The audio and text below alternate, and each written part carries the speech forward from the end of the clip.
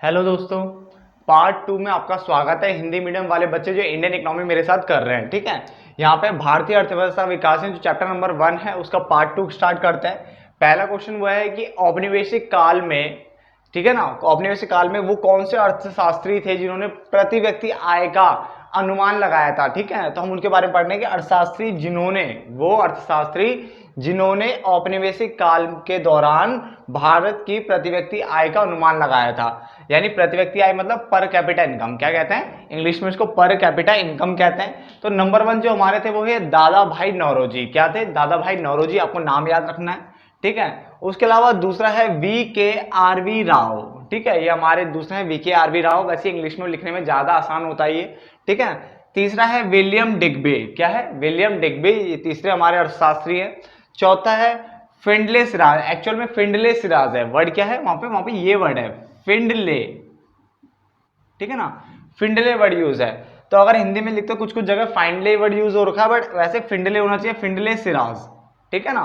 उसके अलावा RC देसाई। तो ये 5 ऐसे अर्थशास्त्री थे जिन्होंने भारत के प्रति व्यक्ति आय का अनुमान लगाया था। कब? औपनिवेशिक काल में, जब ब्रिटिश यहाँ पे थे लोग, ठीक है ना। तो कौन कौन से? दादा भाई नौरोजी, VKRV राव, ठीक है, विलियम डिग्बी, फिंडले सिराज और RC देसाई। तो आपको अपने नोट डाउन कर लीजिए, 1 नंबर के लिए दिक्कत कर सकता खड़ी अगर आपको नहीं पता होगा तो, ठीक है। उसके बाद है स्वतंत्रता के समय भारतीय अर्थव्यवस्था की व्यापक विशेषताएं क्या क्या थी। यानी जब भारत जो स्वतंत्रता का जो टाइम था उस टाइम पे भारत की अर्थव्यवस्था की विशेषता। अब ध्यान से देखना, अब हम जो चैप्टर देखो प्रॉपर तरीके से स्टार्ट होने वाला है। पहला पार्ट हमने किया था बेसिक डेफिनेशन और कुछ चीजें समझे थी, ताकि कुछ पॉइंट्स ऐसे जिन्हें हम छोड़ सकते हैं। छोड़ने का मतलब क्या है? मैंने डेफिनेशन बता दी है, वही चीज यहाँ लिखनी होती है ना। तो डेफिनेशन काफी आसान कर देती है हमें। जैसा अभी गतिहीन अर्थव्यवस्था तो हमने पढ़ा हुआ है। गतिहीन अर्थव्यवस्था वे अर्थव्यवस्था होती है जिसमें आय में ग्रोथ का कोई स्कोप ही नहीं होता। बताया था ना, या तो बहुत निम्न स्कोप होगा या बिल्कुल ही नहीं होगा, पढ़ा था ना। तो अब यहाँ पे हेडिंग आ गई तो उसको आप बना के लिख सकते हो। 12th क्लास में मैंने वहां डेफिनेशन बता दिया, अब इसके अंदर कंटेंट बना के लिख लो और बताओ कि भारत की अर्थव्यवस्था बहुत बेकार थी, ये सब इसके अंदर लिखना स्टार्ट कर दो, है ना। तो सबसे पहला क्वेश्चन जो है वो स्वतंत्रता के समय भारतीय अर्थव्यवस्था की व्यापक विशेषताएं। तो पहला लिखा हुआ है जो भारत की अर्थव्यवस्था थी वो पिछड़ी अर्थव्यवस्था थी। क्या है? पिछड़ी अर्थव्यवस्था थी। अब आप बहुत से बच्चे सोचते हैं कि क्या नाम है, जाते जो ऑनलाइन जब भी यूट्यूब इन जगह जाते हैं तो हमें हेडिंग पढ़ने को मिलेगी, अंदर कंटेंट पढ़ने को नहीं मिलेगा। ऐसा कहीं नहीं है। जो आसान हेडिंग होगी मैं उनको नहीं बताता हूं, ठीक है। बट जो मुझे पता है कि जो बताना जरूरी है मैं उनको जरूर बताऊंगा, उसका कंटेंट भी लिखवाऊंगा। क्लियर है? बट ये बेसिक है, मैं इंग्लिश मीडियम वाले बच्चों को भी नहीं लिखवाता बेसिक, क्योंकि उनको पता है कि ये चीज उनको लिखनी चाहिए, क्योंकि मैं उनको ऑलरेडी डेफिनेशन बता चुका होता हूं पहले ही, या फिर आगे जाके कहीं ना कहीं ये बता देता हूं। तो या तो ये आगे कवर हो जाता है या पीछे कवर हो जाता है, तो जिसके कारण हम वहां से कंटेंट उठा के यहाँ चेप सकते हैं। क्लियर है? तो कंटेंट आपको पूरा मिलने वाला है। तो पहला है पिछड़ी हुई अर्थव्यवस्था। तो इसमें आप क्या बोलोगे? इसमें बोलोगे स्वतंत्रता के समय जो भारत की अर्थव्यवस्था थी वो पिछड़ी थी, बिल्कुल बिल्कुल बैकवर्ड इकोनॉमी थी, ठीक है। गरीबी तो ऊंचे लेवल पे थी। बहुत कुछ यहाँ पे लिखना है ना। अब ये क्यों पिछड़ी हुई थी, आगे जाके बहुत सारी चीजें पढ़ने तब पता चलेगा आपको क्या क्या हुआ था, ठीक है ना। पूरा चैप्टर पढ़ना पड़ेगा पहले। तो पिछड़ी हुई अर्थव्यवस्था थी हमारी। नंबर 2 गतिहीन अर्थव्यवस्था थी। अर्थव्यवस्था में कोई गति नहीं थी, विकास का कोई मतलब ग्रोथ का कोई था ही नहीं स्कोप। क्लियर ना? बहुत बुरी हालत में हमारी इंडियन इकोनॉमी थी। नंबर 3 कृषि क्षेत्र का पिछड़ापन। और हमारे अगर हम एग्रीकल्चर की अगर बात करें तो वो भी पिछड़ा था, क्योंकि प्रोडक्शन प्रोडक्टिविटी वो भी कम हो रही थी हमारी, है ना। तो ये भी बहुत बुरा हाल था। ऊपर से हम मानसून के ऊपर डिपेंड होते थे तो ये भी दिक्कत हो रही थी। मानसून है ना, बारिश आ गई तो खेती कर ली, नहीं हुई तो भाई खेती बर्बाद। तो हम ये चीज की हमारे यहाँ दिक्कत थी। ऊपर से कच्चा माल हमें मिलता नहीं था, बीज ये सब चीज, पेस्टिसाइड इंसेक्टिसाइड जो थे, कीट क्या बोलते हैं, कीटाणुनाशक एंड ऑल, ये चाहिए होता है। तो ये सब चीज थी का हमारे पास, है ना। तो उसने बोला स्वतंत्रता के समय भारतीय अर्थव्यवस्था कैसी थी? नंबर 1 पिछड़ी हुई अर्थव्यवस्था थी। नंबर 2 गतिहीन अर्थव्यवस्था थी। नंबर 3 कृषि का पिछड़ापन था। क्लियर हो गया? नंबर 4 निराशाजनक औद्योगिकरण। अब देखो आपके 3 क्षेत्र होते हैं ना, एक तो एग्रीकल्चर सेक्टर आ गया, ये आपका इंडस्ट्रियल सेक्टर ये भी आ गया। अब तीसरा एक और बसता आपका सर्विस सेक्टर, है ना, जिसे ट्रेजरी सेक्टर कहते हैं। वो भी कहीं ना कहीं मैंने लिखवाया होगा जहां तक है, ये रहा, है ना, इंफ्रास्ट्रक्चर एंड ऑल इसमें बता रखा मैंने। तो निराशाजनक औद्योगिकरण, यानी आपका जो इंडस्ट्रियल जो सेक्टर था ना, वो भी क्या था, बहुत बुरा हाल था उसका भी, निराशाजनक थी। जो क्योंकि अंग्रेजों ने क्या कर दिया था, हमारे जो माल जो हम बनाते थे ना उनको तो भाई बंद करवा दिया था, उनको क्या कहता बंद करवा दिया था, ठीक है, और अपना माल बनवाना शुरू कर दिया था। तो हमारी जो इंडस्ट्री थी ना उसका जो काम था वो भी क्या था, निराशाजनक था, बुरा हाल। आगे हम आयात पर क्या था हमारा भारी निर्भरता। अब देखो हम आयात पे हमारा क्या था भारी निर्भरता, मतलब हम आयात के ऊपर डिपेंड थे। हमेशा याद रखना वो इकोनॉमी वो अर्थव्यवस्था ज्यादा मजबूत होती है जो कि निर्यात करती है, क्योंकि निर्यात करने से आपको बाहर देश की करेंसी आपको प्राप्त होती है, जिसके कारण आपका रुपया मजबूत होता है, आपकी इकोनॉमी मजबूत होती है, आपके यहाँ व्यापार बढ़ता है, आपके यहाँ जो बेरोजगारी है वो खत्म हो जाती है, यानी रोजगार आना स्टार्ट हो जाता है। तो निर्यात से कई फायदे होते हैं। बट यहाँ पे तो हम क्या थे आयात के ऊपर क्या हो गए थे निर्भर हो गए थे। आयात का मतलब किसी दूसरी कंट्री के सामान के ऊपर डिपेंड हो गए थे, और वो कंट्री का नाम क्या था यहाँ पे ब्रिटेन यानी इंग्लैंड है, ठीक है ना। तो हम उसके सामान के ऊपर, वो सामान भी हमारी से जो रॉ मटेरियल लिया था ना हमारे से कच्चा माल ले जाते थे वो हम अपने घर पे, और वहां से उस कच्चे माल से फिर मतलब फिनिश गुड्स बनाते थे, जो बिल्कुल लास्ट जो मेन गुड्स होता था अंतिम वस्तु बनाते थे और उसको यहीं आकर के बेच देते इंडिया में। तो एक तरह से हम क्या उनके आयात पे डिपेंड हो गए थे। अब उनके आयात पे डिपेंड हो गए थे तो इससे क्या होता हम ना क्या हो गया, एक तरह से लगा लो जब भी आप किसी के ऊपर डिपेंड हो जाते हो समझ लो आपकी स्थिति क्या है फिर। तो वही हालत हो गई थी, इंडिया आयात पे क्या हो गया था बहुत ज्यादा निर्भर हो गया था, जिसके कारण हम उस कंट्री के दबाव में आ गए थे। आगे सीमित शहरीकरण, उस टाइम पे देखो क्या था शहरीकरण भी क्या था सीमित था, गांव गांव जैसा इलाका था और सुविधाएं तो थी ही नहीं। आगे गरीबी का उच्च स्तर, गरीबी के अगर हम लेवल की बात करें तो हाई लेवल ऑफ पॉवर्टी, क्या थी high level of poverty, English में इसको रैम्पंट पॉवर्टी भी कहते हैं। तो उसने बोला कि हाई लेवल ऑफ पॉवर्टी यानी बहुत गरीबी का उच्च स्तर था।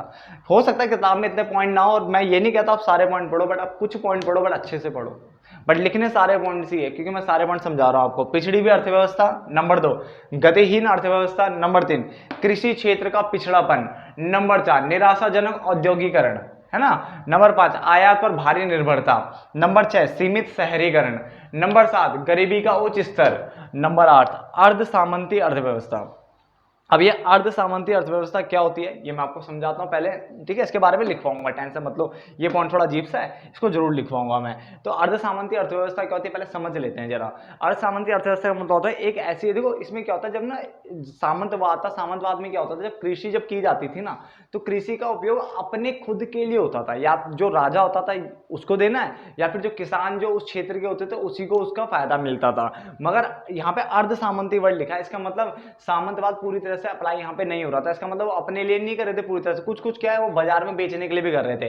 तो ये एक ऐसी स्थिति थी जिसमें कुछ माल तो वो अपने लिए यूज कर रहे थे जो फार्मिंग करते थे, मतलब कृषि करते थे, कुछ लोग अपने लिए करेंगे, और बाकी जो बच जाता था कुछ सरप्लस अगर प्रॉफिट हो जाता था, कुछ अनाज बच जाता था उसे मार्केट में बचा फिर बेच के आ जाते थे।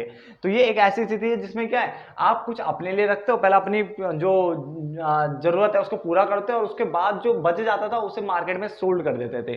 तो उसे कहता है अर्ध सामंती अर्थव्यवस्था। मगर आपसे कोई बोलेगा सामंती क्या होता है तो सिर्फ सामंती बोलेगा, सामंतवाद या सामंती अर्थव्यवस्था एक ऐसी अर्थव्यवस्था होती है जिसमें आप कृषि अगर करते हो तो वो अपने लिए ही होता है, बाजार से इसका कोई मतलब नहीं होता था उनका, क्लियर है ना। बट अर्ध सामंती में कुछ अपने लिए कुछ बाजार के लिए, ठीक है ना। यानी यहाँ पे पूर्ण से स्वतंत्र नहीं थे अभी आप यहाँ पे भी।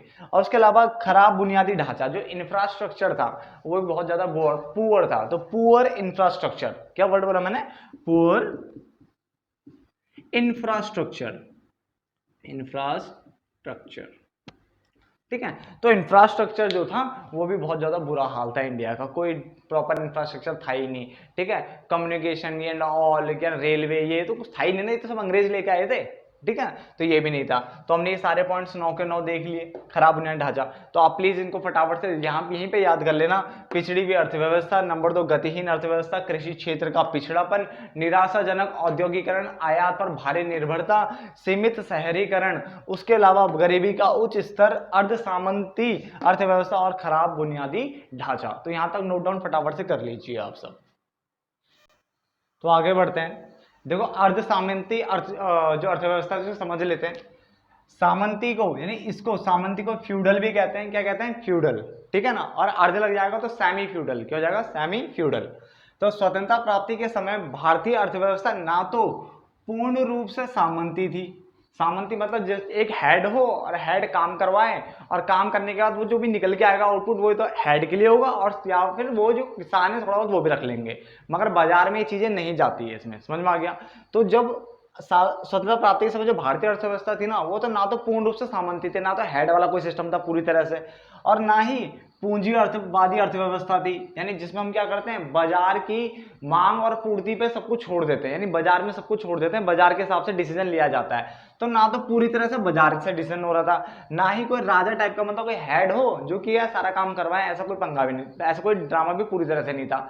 तो पंगा क्या हो गया था, हम लटक गए थे, मतलब थोड़ा काम सरकार के थ्रू हो रहा था और थोड़ा काम किसके थ्रू, बाजार, मतलब स्वतंत्र रूप से बाजार के ऊपर छोड़ा गया था। इसलिए हमारी जो अर्थव्यवस्था है वो कौन सी, मिश्रित अर्थव्यवस्था, ये आपने पढ़ा होगा 11वीं क्लास में, क्योंकि ना तो हम पूंजीवादी अर्थव्यवस्था के अंदर आ पाते हैं और ना ही हम समाजवादी अर्थव्यवस्था यानी सामंती अर्थव्यवस्था के अंतर्गत आ पाते हैं, जिसके कारण हमारी जो अर्थव्यवस्था है इंडियन इकोनॉमी, वो कौन सी है, मिक्स्ड इकोनॉमी है, मिश्रित अर्थव्यवस्था है, ठीक है, जिसको हम क्या कहते हैं, अर्ध सामंती अर्थव्यवस्था, जिसमें कुछ हक तो सरकार के पास है और कुछ हक किसके पास है, कुछ हक आपका बाजार के पास है, यानी स्वतंत्र रूप से, जहां पे डिमांड और सप्लाई यानी मांग और पूर्ति के द्वारा इसका सॉल्यूशन होता है सारी चीजों का। क्लियर हो गया, यहां तक नोट डाउन कर लिया। इसमें एक लाइन और समझ लेते हैं, यहां पे एक और लिख लेते हैं, ठीक है। अर्ध सामंती अर्थव्यवस्था मैंने आपको समझा दिया क्या होता है। उसके अलावा हमने देखो एक वर्ड पढ़ा था, सीमित शहरीकरण, शहरीकरण, ये हमने पॉइंट पढ़ा था, सीमित शहरीकरण, ठीक है। और अगर ये पॉइंट नहीं लिखवाया मैंने तो लिख लेना, उसी में कवर हो जाएगा सीमित शहरीकरण, ठीक है, क्योंकि ज्यादातर लोग जो थे वो गांव में रहते थे। अगर हम 1948 की बात करें, 1948 की बात करें तो इस टाइम पे सन 1948 में 14% जो जनसंख्या थी, जनसंख्या गांव में रहती थी। बात समझो, नहीं गलत हो गया, शहरों में रहती थी, सॉरी, जनसंख्या शहरों में रहती थी, शहरों में रहती थी। बात को समझ गए, यानी अगर हम 1948 की बात करें तो सिर्फ और सिर्फ कितना, 14% जनसंख्या ऐसी थी जो शहरी क्षेत्रों में रहती थी, और उसके अलावा बचे कितने, रिमेनिंग कितना बचा, यानी और 100 में से 14% के कितने बचे, 86 यानी 86% जनसंख्या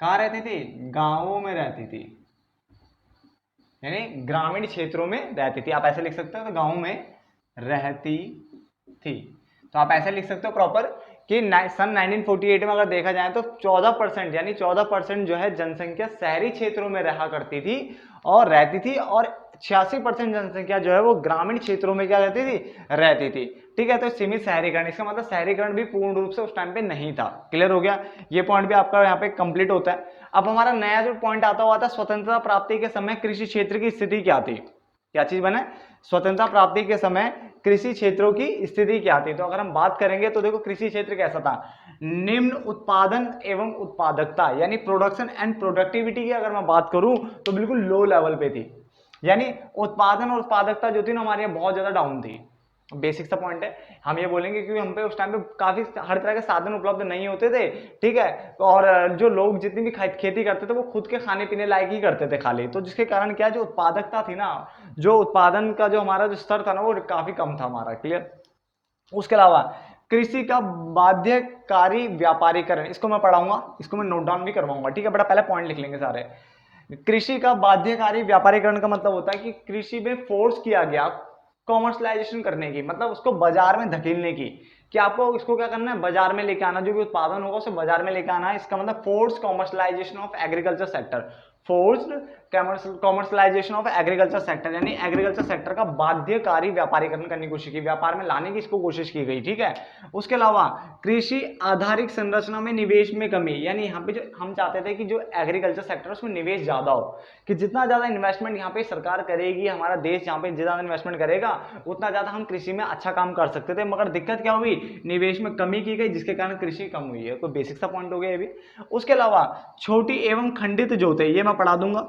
इसमें ये होता था कि जो हमारे जो होता है ना, भूमि होती थी वो छोटे छोटे भागों में डिवाइड हो जाती थी, जिसके कारण उसमें खेती करने में ना लागत बहुत आती थी। अब जब लागत ज्यादा आएगी तो प्रॉफिट कहां से होगा ना, तो ये भी दिक्कत होती थी, जब प्रॉफिट नहीं होगा फिर लोग कृषि ढंग से नहीं करते थे, तो ये पंगा आ जाता था। इसको मैं पढ़ाऊंगा 1, 2। उसके अलावा निम्न उत्पादन उत्पादकता बिल्कुल समझ में आता है कि जो उत्पादन का जो स्तर था वो बिल्कुल कम था हमारे यहाँ, ठीक है। जो प्रोडक्शन होता था वो क्या है, बहुत ज्यादा कम स्तर पे होता था, छोटे स्तर पे होता था। कृषि का बाध्यकारी व्यापारीकरण यानी force commercialisation of agriculture sector, कृषि को व्यापार में धकेला गया।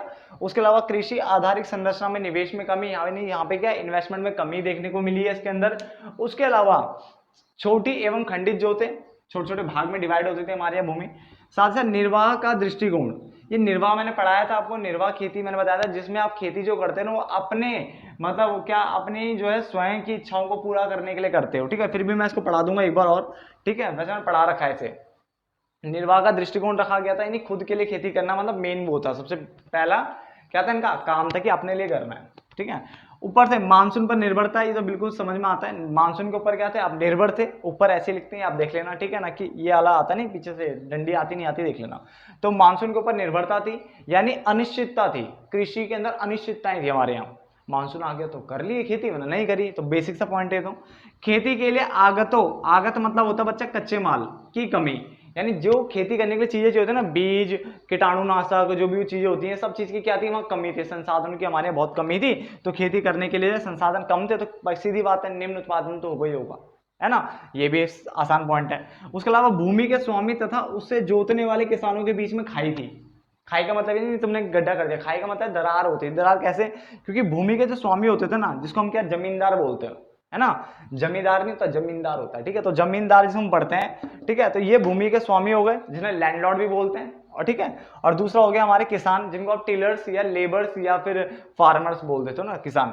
तो टिलर्स बोलो, लेबर बोलो या किसान बोलो, इनके बीच में दरार किस टाइप की थी, क्योंकि जो किसान जो है ना बेचारा, ठीक है, दिन रात काम करता था, उसके बाद वो सारा जो है यहाँ किसको देता था, इसको देता था, बहुत सारा हिस्सा इसको देता था, भूमि के स्वामी, भूमि के जो स्वामी होता है, ठीक है ना। और भूमि का स्वामी क्या सिर्फ प्रॉफिट कमाने के मोटिव से रखता था अपना माइंडसेट, उसका जो माइंडसेट होता था सिर्फ लाभ कमाना, यानी खेती से जो आय है ना उसको दिन दुगनी रात चौगुनी उसमें बढ़ोतरी करना। अब जो इसके ऊपर जो देखो, अब हर किसी को क्या होता है ना, जब भी आप कुछ कमाते हो ना तो उसको कुछ हिस्सा गवर्नमेंट को देना होता है। तो ये जो जमींदार जो होते थे ना, जो मेन बंदे होते थे ना, ये क्या करते थे, जितना एक्चुअल में कलेक्शन होता था ना उससे कम दिखाते थे, और फिर वो कम ही गवर्नमेंट को देते थे। अब ये बताना, गवर्नमेंट के साथ ही तुम धोखाधड़ी करोगे तो देश कैसे आगे बढ़ेगा। तो यहाँ दिक्कत हो रही थी कि ये भूमि के स्वामी है ना, ये क्या करते थे, ये सिर्फ प्रॉफिट को देखने के मोटिव से बैठे रहते थे। अब बेचारे किसान, लागत भी यही बेचारे इन्हीं के ऊपर ही पड़ती थी, लागत वागत जो भी खेती करने की लागत होती थी इन्हीं के ऊपर पड़ती थी, जबकि पढ़नी इनके ऊपर चाहिए थी।